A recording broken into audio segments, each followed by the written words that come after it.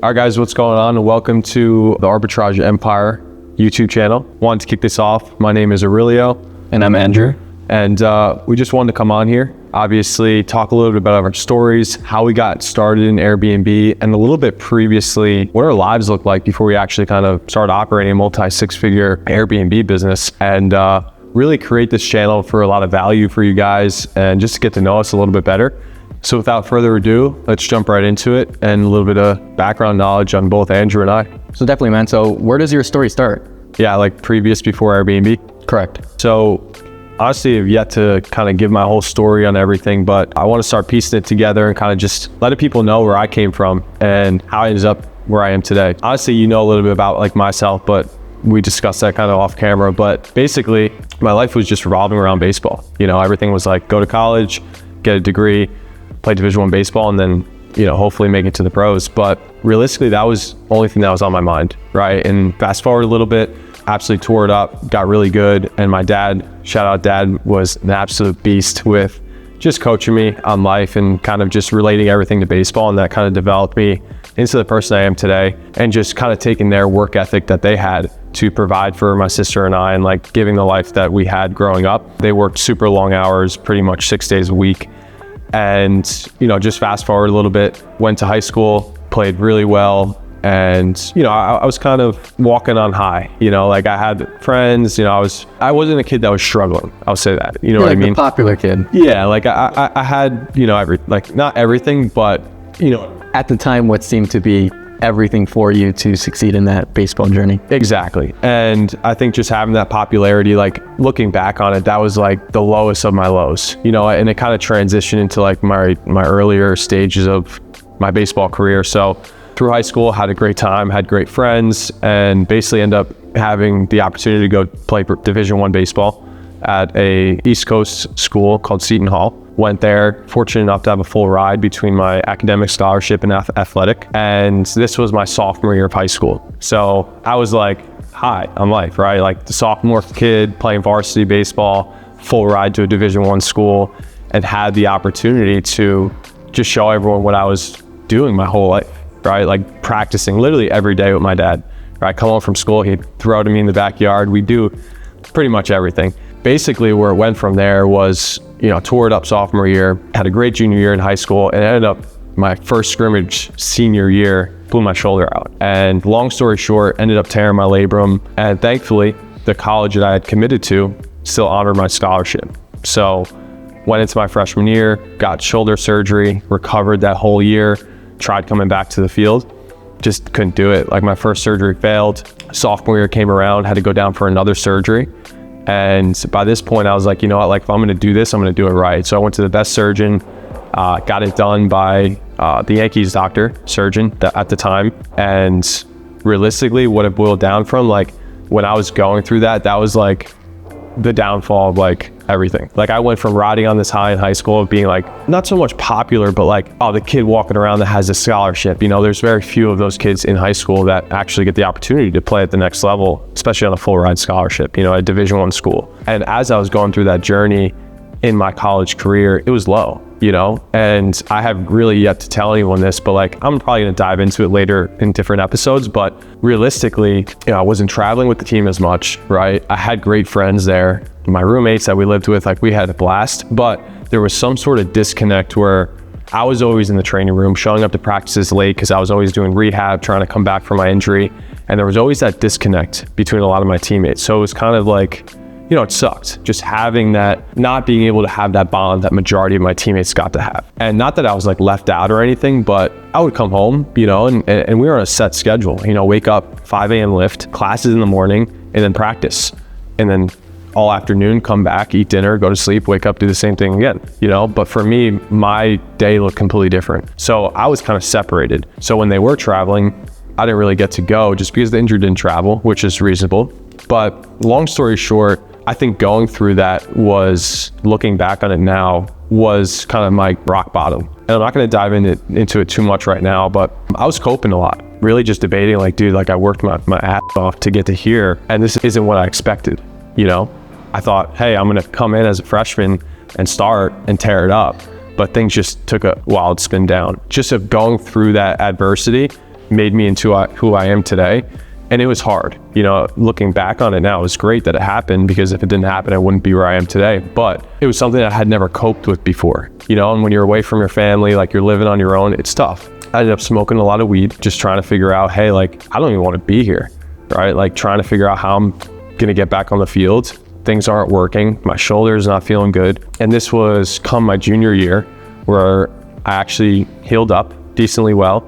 So I went from being a middle infielder to coming to first base because I lost complete arm strength and I couldn't really throw across the diamond anymore because the shoulder I blew out was my throwing arm.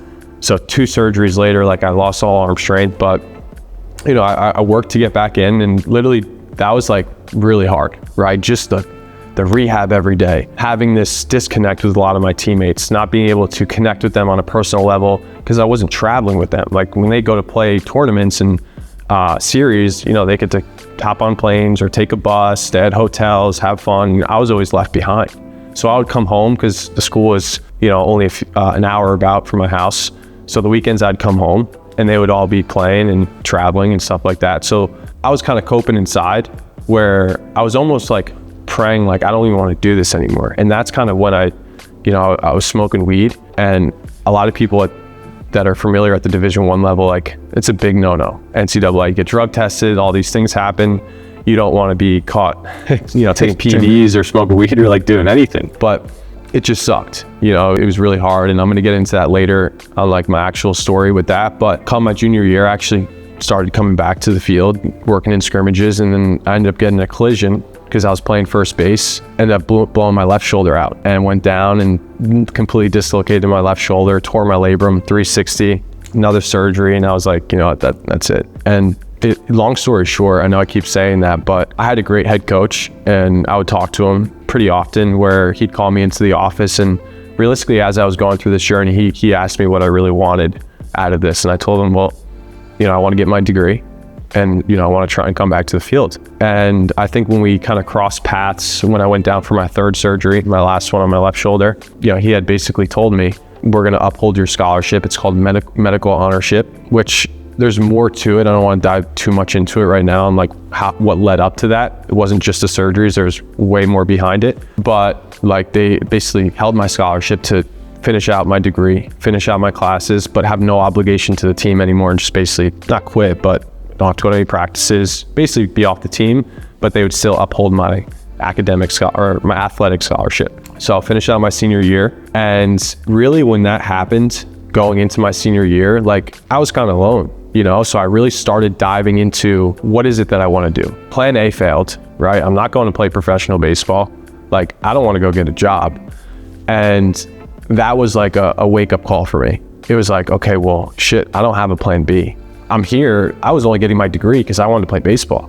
Like, I didn't have a plan B of like going to work at a firm, be an accountant, or, become a doctor. It was like something where I got to figure something out now. And I always had this mindset of like, I always hated to oblige to people, like having to follow their rules. And not that I would disobey them, but it always nicked me, wrong.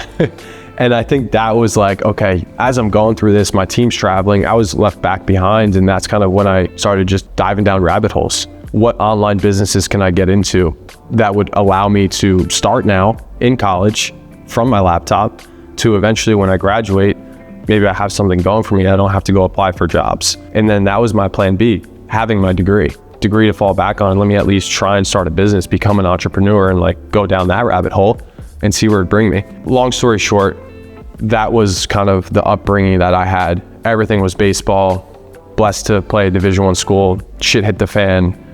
Going into my senior year, I need to find something. And that's basically when I ran into Airbnb. I had so much time on my hands because I wasn't traveling that I just literally started diving on the internet. And this is when the biz ops space got pretty big, right? People were launching all these programs, mentorships, coaches, and we ran into our mentor. And he's kind of like silent now, like we don't really talk about him, but we have a great relationship. And obviously that was like phenomenal. Okay. Now, Aurelio, I think your story is very impactful to a lot of people. Maybe they're not in the same shoes as you, in the position of, being blessed to be skillful in baseball or any other sport, but in some cases they can relate to you in the aspect of being in an ultimate low point in whatever they thought was going to be their journey in life. And I think this will be helpful for a lot of people who either may be in a low point or getting through a low point. What specific skills or mindset change allowed you to get from that absolute low point where you thought like, this is it, going from the absolute stud main guy in high school, going to Division I, to, you know, not knowing what to do next, to getting out of that and finding your journey and, you know, creating or entrepreneurship, I should say. So what was the mindset change or skill set that you feel like really got you through? So obviously today, like both of us, I mean, we've been getting a lot closer to God. And like I grew up Catholic, I know you did as well, but you know, kind of just really building that relationship with God. And like, that's really what painted this picture for me of like, okay, all of this had happened to get to what I've been praying for. As I was going through the lows in college, like I was deep down inside, like saying like, I don't want to be here anymore, you know? And that's when I kind of, I'm not going to sit here and say like I was a drug addict, because I wasn't, but like, that's when I kind of was smoking weed too much and was at the lows of my life. And looking back, going through that adversity shaped me into the person that I am today, right? And I think boiling up from everything that my parents had taught me and how to, you know, grow up, and of course where they came from, I came from a great family. That's what's really allowed me to kind of just forget about everything else. Like, yeah, I'd spent countless hours working on baseball, and I literally just dropped it. Like one day I was like, that's it. And I just took a quick pivot, and I was like, this is it now. You know, we have to make this work. And if this doesn't work, I have my degree. And that was like kind of the beauty of what I went through. Like my coach was willing to honor that scholarship that I had to get the degree. And I'm like, okay, now I just got to pull the good out of the bad. Things didn't go my way. Well, I'm getting a degree, right? Full ride, don't have any student loans. Let me try and pull myself out of this hole and just hit the books. And I think that skill set of going through the adversity is what kind of allowed me to take that quick pivotal turn without dwelling on the past. Right? I think a lot of people is they'll kind of get stuck if they have a similar story to me or just completely different, whether it's way worse. I think the turning point of it is what's powerful, right? How quick can you pivot and not dwell on what happened in the past? And how quick can you worry about the present? How quick can you worry about what's in front of you? And how do you make the changes, right? And focus on actually what you need to do. Yeah, absolutely. Do you think that's like a key thing that keeps you moving to this day? Like, what about now when you're like, you know, obviously in entrepreneurship, we both know like nothing's ever easy. Something comes out of nowhere and you can be at an ultimate high and come to an ultimate low. What is it, something that you tell yourself or something that you think back on that's like, you know, I'm gonna get through this? I think it just always boils back down to like the past, like what you went through. Like I always literally boil it down to the adversity and like the lessons that I learned going through that. And obviously like where we are today and what we've accomplished with Airbnb specifically of running a massive operation and short-term rental company, like there's things that go wrong, right? And there's always things you wake up and it's like, damn, like this has to be fixed like right away. This becomes a priority. And I think developing that adversity and understanding, okay, well, if something goes wrong, we have to find a way to figure it out. Like no one's here to save you. And I think that was like the biggest lesson that I learned and what's allowed myself to succeed in Airbnb specifically. And it could have been any other journey, but like I found something that was working and I needed to make it work. And I just needed to find someone that had already done what I haven't done already. And that was like the biggest eye-opening experience that I had of just being able to say, you know what, screw it. Like I have to make this work. Let's do it. And kind of back to my story was senior year, I didn't have any obligations to the team. So I was just taking classes. So I ended up just commuted. I moved back home. I moved off campus. I moved back to my house where I grew up. School was only 45-hour away. And I had all this free time. I was just finishing up the 3 or 4 classes, whatever I had to get my bachelor's. Like I went through a massive year of self and personal development of not only building my business, but building myself up and walking into the person that I wanted to become. Because I've realized that, okay, well now I have this business coming, and literally 6 months after I started, I hit my first 10K month, and my personal life and my actual habits was out of whack, dude, like literally out of whack. Like I was still smoking weed, I was still drinking on the weekends, going out, surrounding myself around different people. And that's like a story for another time. But just taking away what I realized then and what I went through and then moving it into like my future, then like I'd literally just copy and paste it. It was like, okay, well, I shifted my mindset to change my skill set to make more money and like not have to go apply for a job. But then I kind of hit rock bottom again because my habits were off, dude. I was waking up and I was like, yeah, I'm making good money, but like wasn't fulfilled, wasn't around the best people. And no one had this goal that I had of wanting to do all these big things of as an entrepreneur, become super successful. And I think that's really what it boiled down to. Like a lot of people that do have a similar story is like, take the good out of the bad and then just apply it to what you have to do in the future, right? And for me, it was the adversity of going through and the lessons that I learned of that kind of pivotal point in my life and my baseball career, and then applying it to my future entrepreneurial career and like career and what I've learned from there. Awesome, man. So, I mean, everything you've been saying is very impactful. What would you tell someone who's going through maybe a similar situation as yourself? I think for me, like coming from the family that I have and like the great parents, I have a great sister as well. Like we just are very close. That's really helped me to where I am today, right? But realizing at the end of the day that no one's coming to save you. And like you have to figure it out yourself, right? Like screw the plan A. If the plan A doesn't work, like you got to figure it out, hit the drawing board. And if that means making sacrifices and like diving into personal development and kind of tucking yourself away for a little bit, then so be it, right? Because then that's going to pay off in the long run. So I think for anyone that had a similar story or even went through worse, because like I said, I didn't have this terrible life, but like I did have massive pivotal points that turned me and transitioned to who I am today, is just understanding, like sitting down with yourself, right? Asking yourself questions, right? No one's going to know you as much as you, and understanding what you actually have to do to get to your goals. And I think that a lot of people just need to understand that like no one's coming to save you. So I think we can get into another episode and like deeper into our stories and talk a little bit more about exactly what happened. That was kind of just a brush over, but I know you have a pretty interesting story as well, and quite different than a lot of people, and probably a lot of people can resonate with, especially that are younger, maybe still in high school, debating on finding an institution or a college.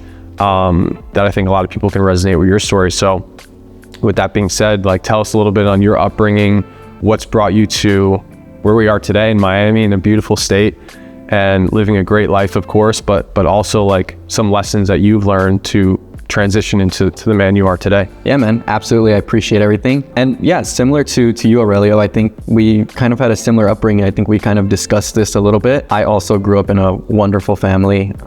Parents always believed in me, had the best interest for me. In some cases, people will ask like, oh, did you grow up rich? I think that's a common question for people that enter an entrepreneurship. They either think you grew up rich or something happened. And I always like to tell them like, you know, I've been very fortunate and blessed. I didn't grow up in necessarily a rich family. I wasn't given everything per se, but in a sense I was rich. I was rich in values, rich in love and stuff like that. And in cases like that, I do consider myself rich because my parents were able to provide me with an amazing childhood. So my journey kind of starts off similar to yours in the sense of my family big into sports. I had an older brother, so in some cases I think people can relate to having an older sibling, looking up to them. You know, they're the first child, they go through all the trials, tribulations, the success, and they're kind of like, you know, everyone, I wouldn't say rooting for them. I think my parents, you know, root for both of us, but in a sense I always looked up to my brother. My brother's about 4 years older than me, and in most cases growing up, he was like the stud of the family, you know, like great at sports, great at everything. And I was like, dang, like I just want to be like that. You know, I just want to be able to continue the sports journey, learn from everything. So I was always around my brother and dad. They were always, like I'm sure people have similar dads, I know you do, strict, pushing me for more. In a sense, will never tell you how great you were, always would point out the challenges and the mistakes that you made so that, you know, you never got too hot-headed. And I think growing up, it was a little challenging, but I think to where I'm at today, I think it was some of the greatest lessons that I've ever learned is never getting too high in pride or anything, just having humility. And going back to what I was saying about my brother, just always looked up to him, surrounded myself with, just wanted to be like him, wanted to succeed in sports and everything. And in doing so, I think I ended up putting a lot of pressure on myself of never being good enough. Never being good enough for my family, never being good enough for others. I just never felt like I was the best athlete. That's just like you, that's all I cared about. I thought I was gonna be the next NFL player, the next MLB player. I never knew what was gonna work for me. So tying into that, I tried everything. In most cases, my story kind of goes from back and forth. And in a form, I would say back then it was more so I felt like I was quitting. But thinking back on it now, it was similar to what you were saying, pivoting. And what I mean by that is I started my journey playing baseball, just like you. I probably wasn't a stud like you, but I did enjoy baseball. I was quite good as well for where I started because I had the privilege of playing at a higher levels because of my brother. I was 4 years old catching baseballs and throwing baseballs and hitting baseballs with kids that were 4 years older than me, and like just, you know, smacking balls, and I was out there just running them down, and I thought like, this is it. I always took pride in it. I took things a little bit more serious than others because I wanted to make my dad and brother proud, because if I didn't, I would never hear the end of it. And in doing so, when I got to the high school level, I started realizing that, you know, baseball is not for me. I'm not like my brother. My brother got a full ride scholarship as well for baseball Division I, and I'm like, you know what, I can't do that. And a lot of negative thoughts hit my mind, like I got to find something new. Like, and in my head I was like, I just don't like baseball. I would tell everyone I don't like baseball. The truth was I didn't feel good enough about myself. And most people were like, oh, you were good, why would you quit? But I didn't believe in myself. So I pivoted into football. I thought, you know, football's the next big thing. And same thing, my parents were wonderful, and I thank them to this day because they didn't tell me no, or like, yeah, you can't do it. They're like, all right, you want to run it, let's do it. And they invested money into me in the sense of sports aren't cheap. And a lot of people that play them, I think, know that sports aren't cheap. So like, I think if you haven't, you should thank your family in the sense of like giving you that opportunity to play them. And that's when I started playing football and took a lot of pride in that, tried that in high school, went to a decent starting high school and was not that great, but I thought I was the best. And unfortunately, I just never got the privilege to really show my full potential. And I don't know if it was because of my skill or just because of how the organization was, but same thing, it frustrated me that I just wanted to play and I thought I was better than people, and I wasn't. So I was like, you know what, I'm gonna show people I'm better. And I pivoted again. I quit the team and I transferred schools. I transferred from a Division 13 football school in high school to a Division 1 school who's, I think, like was top 10 in the nation at the time for football. And kids that I used to play football with at my old school and even coaches, they would tell me like, what are you doing that for? You're not good enough. You're not even gonna play. Keywords, you're not good enough. You're not gonna play. My own head football coach told me that, and I'm like, well, thanks. Like, I'm gonna show you differently. Like, I'm gonna play. So I ended up going to this school, greatest opportunity. Absolutely loved this school in high school. And same thing, it was Servite High School in Anaheim, California. And same thing, I walked on and these kids were, you know, studs. A lot of them were actually in the NFL. A lot of the people that are in the NFL, I knew them, and they were great. And unfortunately, my junior year, I did not get the opportunity to play due to transfer, I guess, rules and stuff like that. But I was still a part of the team, similar to you, except I wasn't insured. I just wasn't playing. I would just show up to games, watch the games, and practice with them. And even though I didn't get to play, I learned a lot of valuable traits from that. And it was just a different skill level. They operated at a different level than what I was used to. And it taught me a lot of skills. But same thing, I went back to the exact same thing that I did in the beginning. I quit. I was like, you know what, I'm not playing, I'm quit. I'm gonna try something new. That's when I found track. And I'm like, you know what, I'm gonna go all in track. This is gonna work for me. Wow. And unfortunately, COVID hit, track didn't work out. Same thing, I probably wasn't the fastest, but I thought, you know, maybe it would get me somewhere. And my whole mindset is like, maybe I'm not good enough to play track, maybe I'm not good enough to play football, maybe I'm not good enough to play baseball. Bunch of negative thoughts, but I'm like, you know what, I'm gonna utilize my skills just to get me into college. And falling into the mindset of, I always knew growing up that I was better than what I was, but I never believed in myself. I was just thinking more so like, I'm just gonna utilize this to get me to school. From there, I can like, you know, get a degree in something, like just downplaying everything, just trying to get me by life, never seeing my full potential and going after it. And in most cases, it was a little bit of a low because like my brother was succeeding in college, got his master's, like absolutely crushing it. And I'm like, dang, like I can't be like that. Like, yeah. I went from sport to sport. In my head, I'm thinking like, you know, my parents know already, like they know what I'm doing. Like they know that I don't believe in myself. They never said anything about it, but I know if I was knowledgeable to catching myself, I'm pretty sure they caught it. Yeah, that's kind of just how it went through high school. And I was like, you know what, I gotta find something. I really know I have potential to do something with my life. Maybe God wasn't calling me to do sports, but growing up, I thought that what my life had to be was just to be as good as my brother, just to be the number one kid in the family, like just to succeed and make them proud. Yeah. So I went to school. I was going to school for nursing. And this is kind of where my journey started. I always knew I wanted to be an entrepreneur. And I'm sure a lot of people think this, like, well, how do I get started? It's a big question. Like, you don't know where to get started in entrepreneurship. There's so many opportunities that you see, from real estate to, starting the next big business, to e-commerce, to a bunch of other stuff. And I saw it all. I didn't know which one to pick. I didn't know which one was for me. So I just thought old school, like, what does everyone think? Like real estate, everyone wants to do it. How do I get involved in it? Where do I start? You need to have a lot of money to get started. I'm, a high school broke, didn't have any money to my name, was going to university, wasn't even paying for it. I'm grateful my parents sacrificed a lot to send me to a good university. And I'm in school, and I think you can relate to this a lot. I think you've mentioned it to me briefly, and you've probably said it somewhere on the internet, but I'm sitting in college and I'm thinking, like, I'm learning from someone who has never had a business, because I took business classes, I took nutrition classes as well. And I'm sitting there, I'm like, this lady is like talking to me about nutrition, talking to me about how to like cook certain foods and like how they're healthy and how to avoid this. And the lady doesn't even look like she should be teaching this. Let's just put it that way. And the business teacher is teaching this, and I'm like, this dude's, no offense, but he's getting into a Honda Civic. And I'm like, what do these people know about nutrition? What do these people know about business? And that's when I was like, this college just is not for me. Like they're kind of teaching me the wrong things, guiding you in the wrong direction.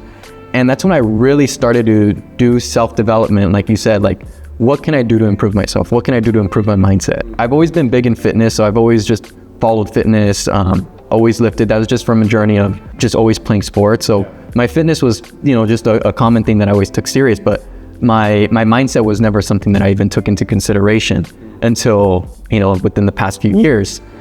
And I started watching, I'm not someone that can read books and can just pick up on things. So for me, I'm more of a visual learner, and I'm good at listening. So I would watch podcast videos, I would watch just any YouTube videos on starting businesses or self-developing. And that's kind of what got me into my journey of like entrepreneurship and what I need to do differently. So I started doing that on the side and trying to find something. And it ended up being through TikTok that I found our mentor, because I know he mentored you as well. And I was like, you know what? I got to try one of these things. I sat down with a lot of different mentors, I should say, just for different things. And I never took action on one. And I think that's really where I started setting into telling myself like the same doubts that I had back when I was in college. Maybe I'm not good enough to start a business. Maybe I don't know what direction to go. And my mindset quickly changed when I started self-analyzing myself and thinking back on like, man, I've always quit my whole life on things. Yeah. I've always thought like, I'm not good enough, and I quit. And I started thinking like, where is that going to get me? Yeah. Like 10 years from now, 20, 30 years from now, when I'm sitting old and I'm thinking back on like trying to tell my family, think about what my family thinks of me. And I'm like, they're going to either think of me as a quitter or like someone who took action and did something. And I was like, you know what? I have to take action. Like I've always done it my whole life. Like, yeah, I may have been a quitter, but I was never afraid to pivot. I may have quit on things, but I was never afraid to take the next step to try something new. So I was like, you know what? Like, why not continue that? Let me try something new. Yeah. So I dove in, paid our mentor, and I was like, it was a scary journey, giving someone money. And it was literally my last few cents of anything I ever had. Yeah. And this was for Airbnb arbitrage. And it was probably the greatest decision I made. And to this day, I still have bad thoughts. I have my highs, I have my lows of like, where am I going to be in the next few years? I'm not to my highest potential yet. And I think you feel the same way. I feel like there's still a lot to learn, a lot to achieve. And to this day, I'm like, you know what? Like, what must I do? What must I change? And I think it all goes back to developing my mindset. Yeah. Because every time I think back of like, I'm not going to quit. And to this day, I think the same thing. Like, no matter what, I'm never going to be who I used to be and quit or pivot. I'm going to just continue going until I can. Yeah, I think it's interesting. I love your story, right? Of like all these different things that you've tried. For you, you're telling me how like it was tough for you to make the decision, but in the past, like you had to use your transition of pivoting into maybe different sports or different beliefs and thoughts of people doubting you. And then you kind of run up against a wall and you're like, damn, like where do I go from here? And now you kind of pull yourself back into that fear. There had to have been something that you've learned from going from sport to sport, trying all these different things, and then having basically people thinking and doubting you that, hey, you can't go play at this bigger high school for football. Like there had to be something that you've learned through that process that allowed you to kind of just flip this switch and be like, you know what, like I'm going in, right? I'm letting go of this fear and I'm just going to dive into this Airbnb arbitrage thing and I'm just going to succeed in it. What do you think taught you through that journey previously? Maybe not so much like in your earlier stages of middle school, but more so in high school of going through that sport switching and kind of shadowing your brother and seeing how well he was doing and trying to keep up with him, like you had to have learned something and a mindset growth there that allowed you to get to that turning point and pivoting point of you pulling the trigger on Airbnb arbitrage. What was it? Yeah, absolutely. I think this definitely opens up a bigger conversation in the sense of like, I think part of it was God, trusting God. Like, I think that was really when I started. Like, I always grew up in a Catholic school, but I think some people can relate to this. Like, you grew up in Catholic school because of your parents, but you never really know like where your faith begins. It's kind of like you just go through the motions. And I think from there, that's when my faith really began, because I felt like it was my low of not being good enough, not being at my brother's level. So part of it was like, really talking to God and like telling him like, I want to be very successful. I don't know how, but that's what I really want. And in that moment of life, but going back to high school, it was like, I want to be very successful in sports. Like, that's what I would pray about. Like, I want to be the best. Like, and I would train for it. There's a lot of context, and I think you and I can definitely dive into this in a different episode of like things we went to, but I think it would take a lot of time. But I dove into like practicing really hard for that. So one of them was trusting God. The other one was fear of failure. And the other one was knowing that I had more potential in me. And I think those three traits continue to this day. Like, I'm fear failing, I never want to fail in ever. And I think the fear of failure leads to quitting. Before you fail, you want to quit. Yeah. So you quit, you take the easy way out. You're like, okay, this is work, I want to try something new. So I tell myself like, you know what, I'm never going to do that. Like, you can't fear quitting. You can't fear failing, I should say. Yeah. And I've mentioned this a few times in some of our videos, like, you need to fail. Because failing is what's going to take you to the next level. Failing is going to teach you, what you need to do, what you need to fix in your life, whether it's your mindset change. So it was the ability to no longer fear failing, to just continue moving forward. And just, if you fail, like, all right, dust yourself off and hit the drawing board. Like you said, start brainstorming what you're going to do next. And knowing my potential, always knowing that, there's people out there that have started, businesses or their athletic journey, whatever it may be, at a way lower point than myself. Like, I've been blessed growing up with a wonderful family, and people have started with that, and there's no reason why you can't either. Right. So it's just knowing my potential of being able to do well, and trusting in God, trusting that God has a plan, And in most cases, I always think to myself, like, my failing is God humbling me in a sense. Like, maybe it's either the fact of that journey wasn't for me and it's God telling me to pivot, or maybe it's him telling me that, it's not my time yet and I need to slow down and slow my mindset down and develop something first. So that's what I always think when I'm on an all-time low. Like, I think back of like, all right, God has a plan for me, like, it's gonna be fine. Yeah. So I think those are the traits that taught me, and it kind of ties into the rest of my story of where I started university and not know what I was kind of saying, not knowing what to do, but knowing that wasn't for me. And it was my sophomore year in university that I actually ended up was like in nursing school in an accelerated program. I still had to take like general education classes. So that's kind of where I was taking business and a few things. And I was like, you know what, I'm going to do this. And it was quickly there that I realized, like, you know what, like I can't do this, because I actually ended up failing nursing school.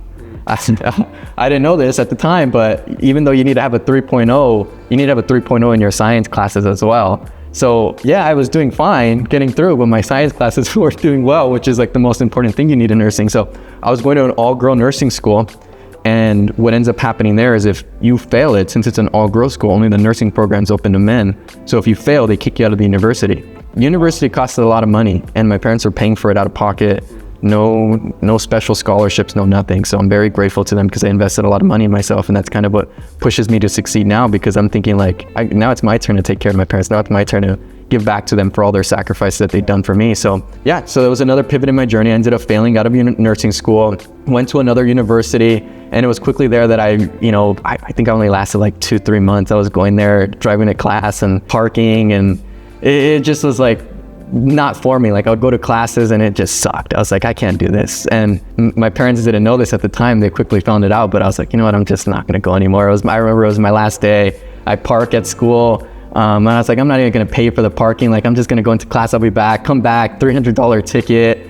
And I'm like, you know what, like, I don't even have money. Like, this is just it. Like, I'm never coming back to school ever again. And that was the last time I ended up going to university. I was like, I'm done. Like, I'm not going back. At this time, I already had started my Airbnb arbitrage journey. I had like, I think 1 unit at the time that was doing decent. And I was like, I'm just going to go full on this. Like, I'm not going to quit. Like, I have potential. I have trust in God. I have, humility. I know what I can do. I know I'm not going to fail. I know I'm not going to quit. So I stopped going to school. That was for another conversation. But my parents, my mom especially, was not too happy because they did invest a lot of money into me for school. And you can think of what they're going through. They invest a lot of money in sports for me. Quit. Don't take it to the next level. Waste the money. To them, it's not, and I'm glad they don't see it that way. Go to university, invest a lot of money into me, drop out, and I'm sure I know what they're thinking. So I'm like, you know what? I have to make this work. I got to make them proud. Like at this point, like brother's done great things, finished with a master's degree, played Division I baseball, did well. Like, and I'm like, me. Doesn't finish sports, drops out of university, has a business that's making barely any money. So I'm like, dang, I probably think like I'm the worst. Like, what the hell's gonna happen to this kid? And, I think that mindset of being like at that position of like, I have a lot to do. I have a lot to work on. I think shaped me into who I am today and shaped me in my journey of the fact of I can't quit and I can't fail because there's a lot that I need to show for myself. There's a lot of potential that I need to show people that I have. And specifically my family, I don't really care what other people think. Like, other people can think whatever they want to me to this day, but I pretty much do everything for my family to show them that like their investment in me didn't go to waste. And I think it's gotten me to a point of like continuing to push forward and get to this level. And I think where I'm at today, like my parents, I think believe in me a lot more and they kind of see my vision now. And I know they're very proud of me. So I think I'm proud of myself. I think it's gotten me to a lot. And if anything, it's actually gotten me closer to God. I'm a lot closer to God and I'm not finished yet. There's a lot more that I need to achieve and a lot more that I have set planned for myself. And I think it's just a good lesson for everyone who may be going through something where they don't feel that they're good enough, or they don't know what they have planned for their life, or they just don't know pretty much what they want to do next. It's kind of like a lot of people don't. A lot of people don't. It's just kind of having that faith in God and having that faith in yourself to just keep trying and keep doing something, but never quitting and never feeling failing. Yeah. Wow. Powerful. I think we'll kind of wrap this up because I think you and I will probably talk a little bit more on our story in more detail, maybe on a different podcast or whatever.